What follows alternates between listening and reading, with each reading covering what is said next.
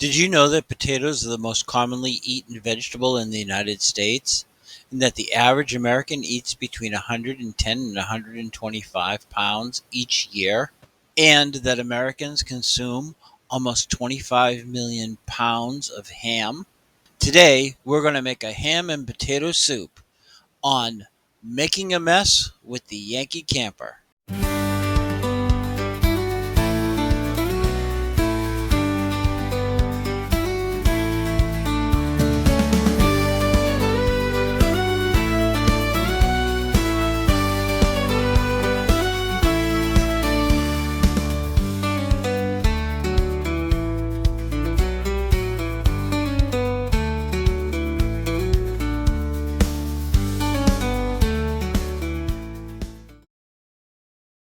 I'm going to put together the ingredients for our ham and potato soup. The first thing we'll need is a 5-ounce can of diced ham, a 5-ounce can of evaporated milk, 1 medium-sized potato, a shallot. You can also use a 1/4 of a teaspoon of onion powder if you don't have a shallot, 2 tablespoons of potato flakes, a 1/2 teaspoon of garlic powder, 1 teaspoon of dried cheddar, 1 teaspoon of butter flakes, a 1/2 teaspoon of parsley, a 1/4 of a teaspoon of rosemary, and just a dash of white pepper. Combine all of those dry ingredients in a small Loctite plastic bag.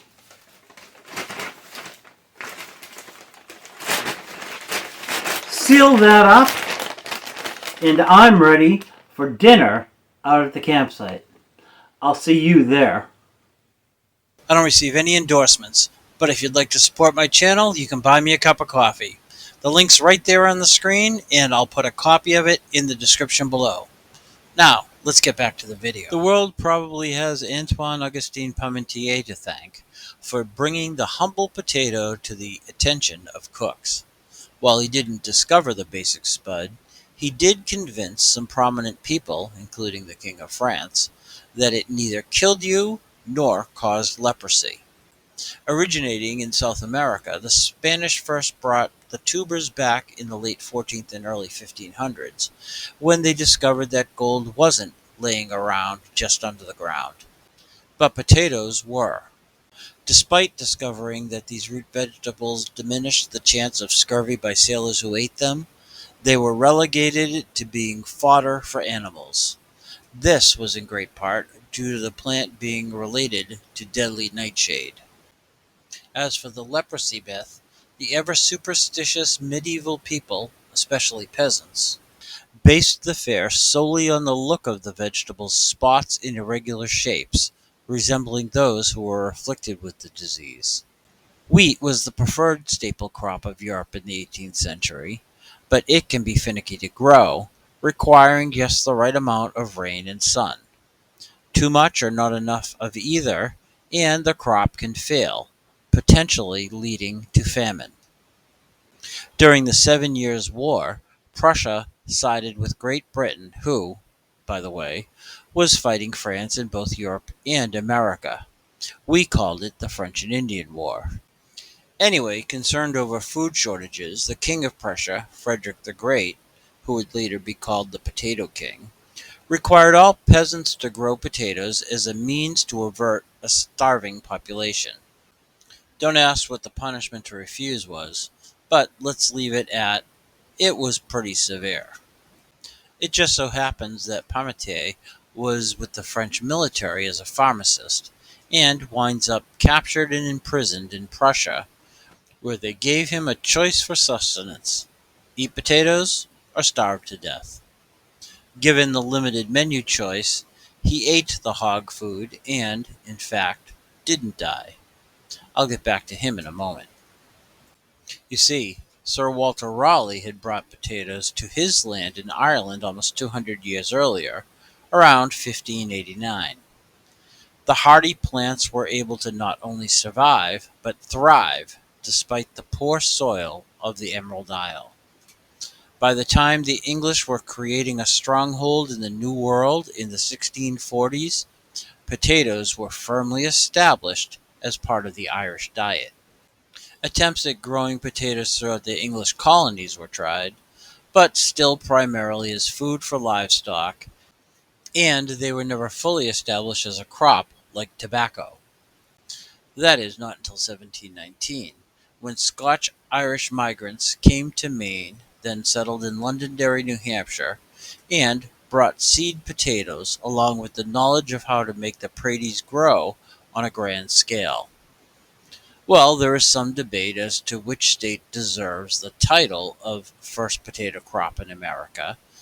There's no debate that it was in New England where potatoes first took root. During the French and Indian War, soldiers and civilians were encouraged by the government of Great Britain to eat the vitamin-rich food. So, by the end of the 18th century, these tubers had been established as a viable staple. Maybe it was actually the taters that defeated the French. In 1805, Joseph Holton moved his family from New Salem, Mass., along with a branch of the Putnams, to the backwoods of Maine, and by 1807 had planted potatoes in what became the town named for him.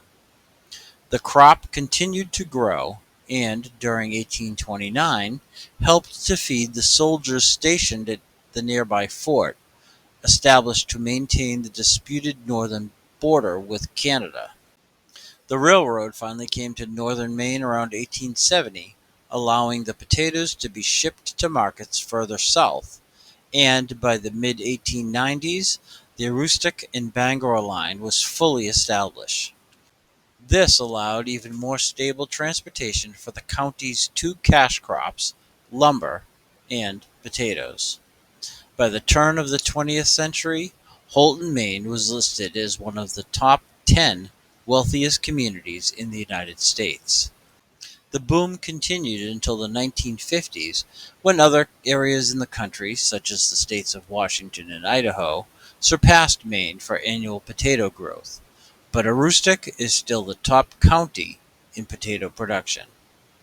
Of the 9,000 possible varieties, here are grown Burbank russets, Katahdin, and Kennebec, all great for baking, as well as Lehigh and Norwis, both used for making potato chips.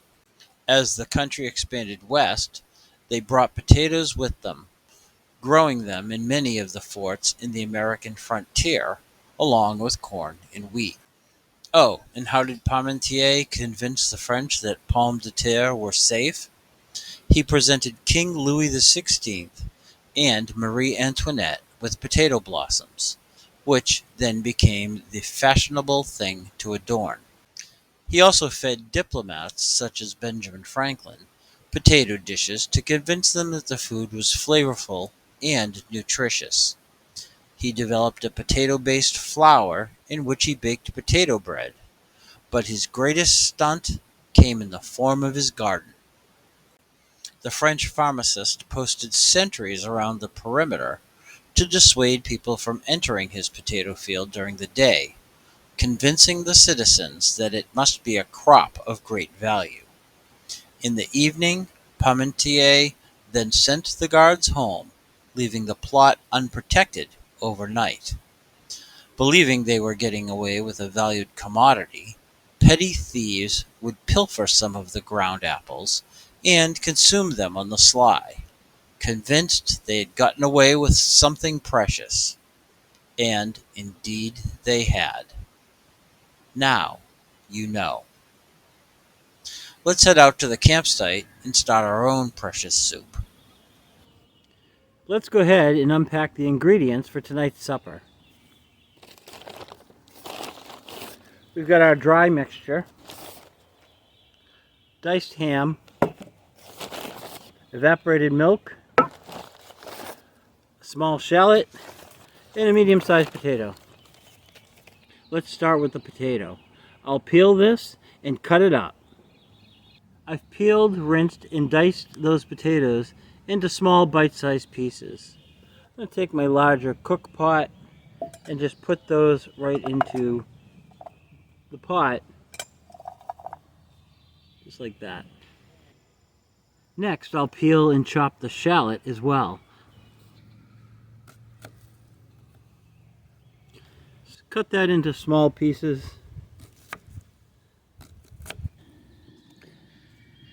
And just add those into the pot as well.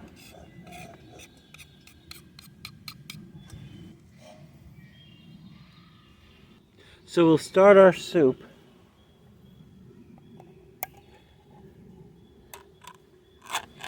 Just pour that ham into the pan. That's got probably about 1/4 cup of liquid. Add some water.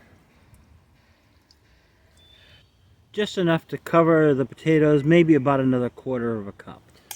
Stir that mixture together. And then place it on the stove.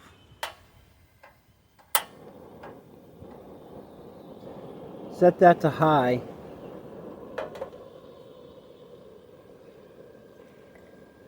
Put the pan on and cover it.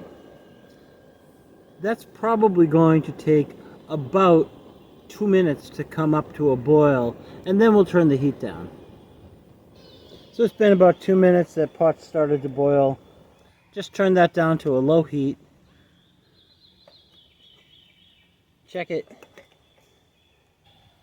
Let that simmer for about 10 minutes.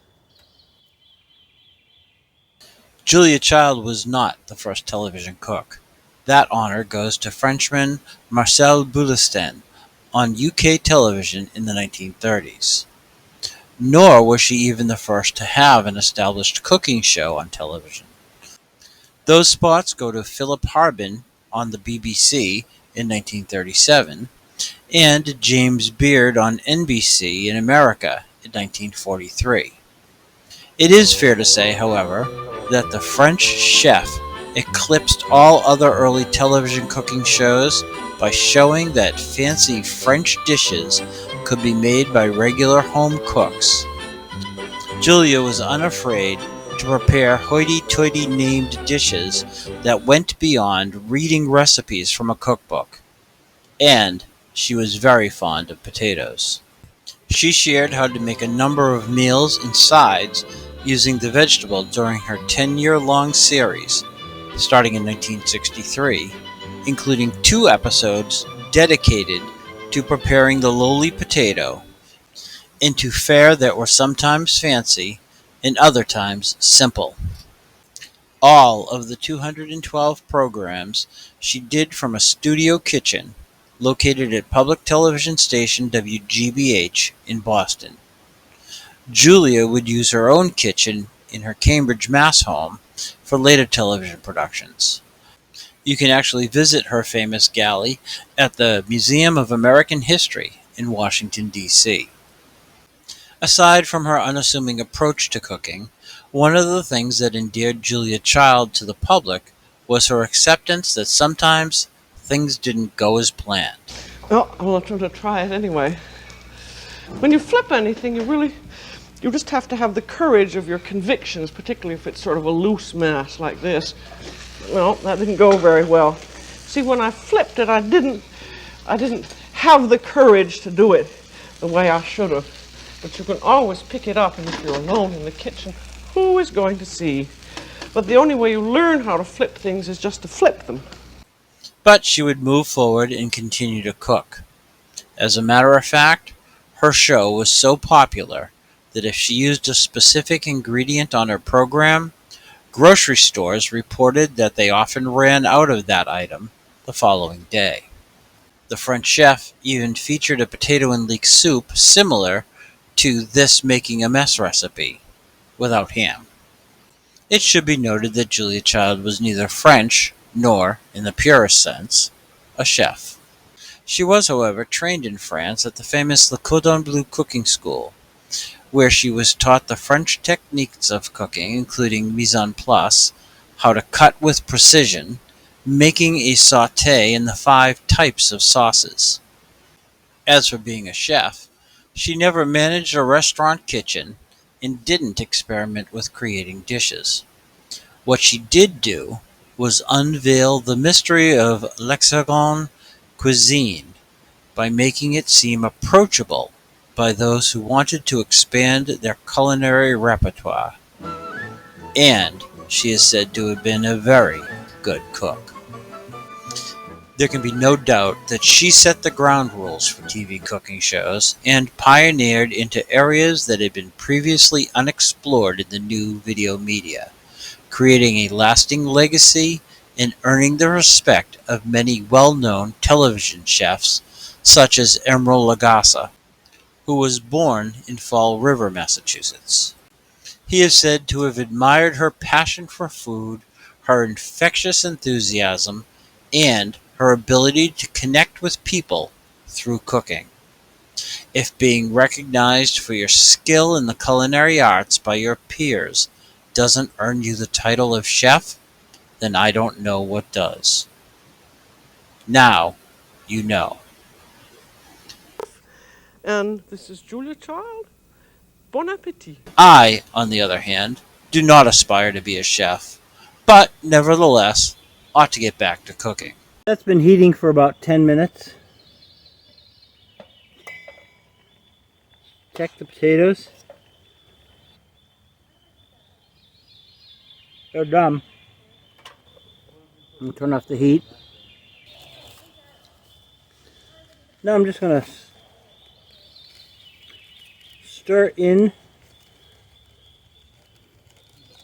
our potato mix.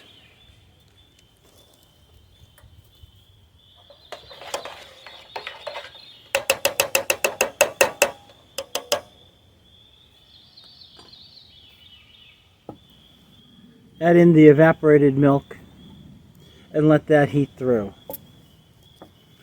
I'm sorry it's getting a little dark here. That's going to require about another 2 minutes to heat. Just gently stir that. Let's give this a test. See how hot it is.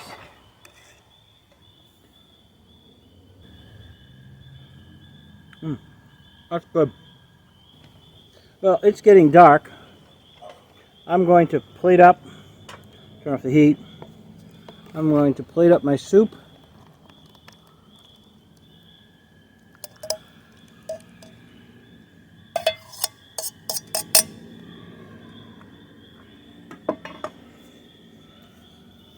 And I'm going to go eat my dinner.